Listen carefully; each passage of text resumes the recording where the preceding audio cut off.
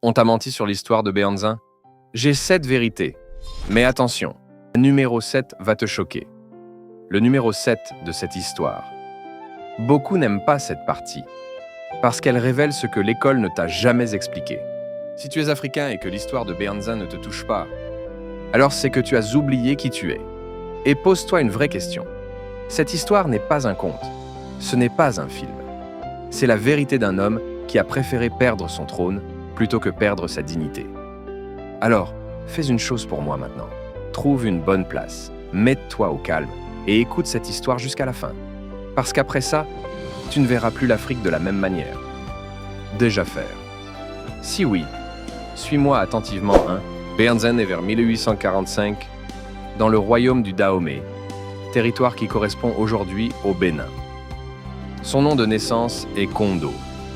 Il grandit principalement à Abomey, la capitale royale, un lieu où chaque mur raconte une guerre passée et chaque silence prépare une guerre future. Il est Fon, fils d'une lignée royale puissante, élevé dans un environnement où un enfant n'est jamais seulement un enfant. Il est un futur chef, un futur soldat ou un futur sacrifice. 2. L'enfance. D'un prince qui observait tout, Kondo ne grandit pas dans l'insouciance. Il observe les rois étrangers, les commerçants européens, les accords signés sous pression. Très tôt, il comprend une chose essentielle. Le danger ne frappe pas toujours avec violence. Parfois, il négocie. Il écoute les anciens. Il assiste aux conseils. Il apprend les rites, les traditions, la stratégie. Pendant que d'autres princes rêvent de fêtes, Kondo réfléchit à la survie du royaume. 3. Jeune homme, stratège en devenir.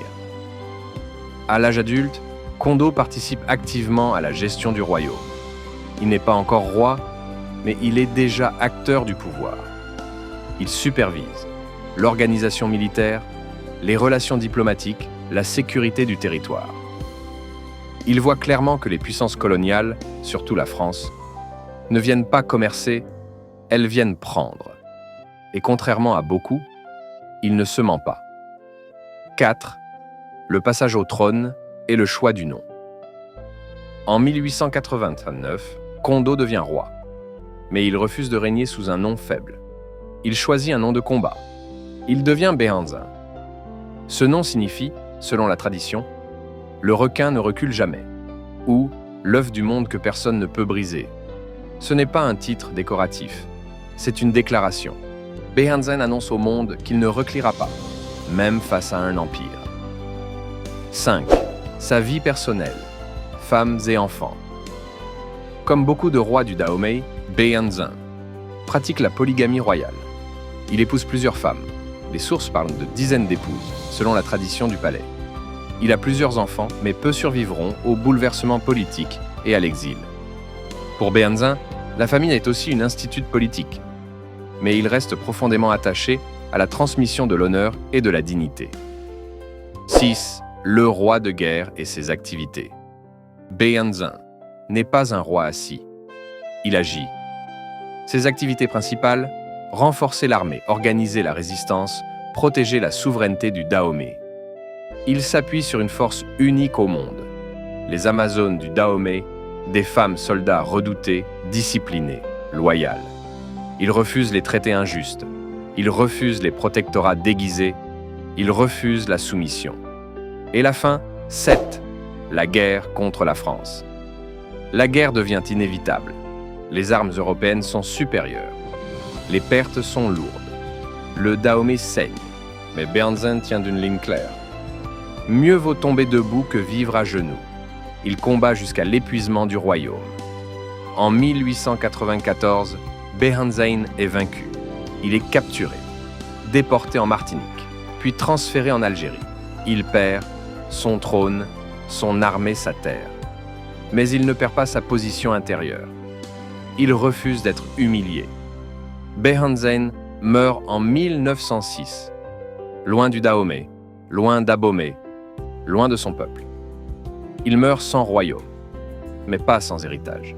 Béhanzin n'a pas gagné la guerre, mais il a gagné une place éternelle dans l'histoire. Il prouve une chose essentielle. la dignité ne se négocie pas.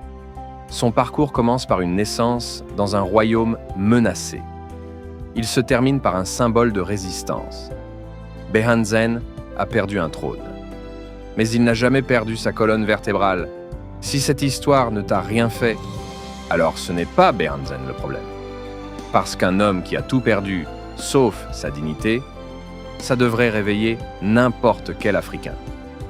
Maintenant, écoute-moi bien.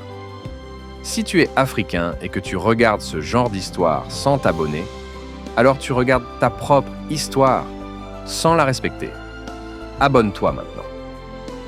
Active la cloche de notification, parce que la prochaine histoire va déranger encore plus que celle-ci. Laisse ton like si tu veux plus de vérité. Partage cette vidéo si tu refuses l'oubli. Et écris en commentaire « J'aime mon Afrique ».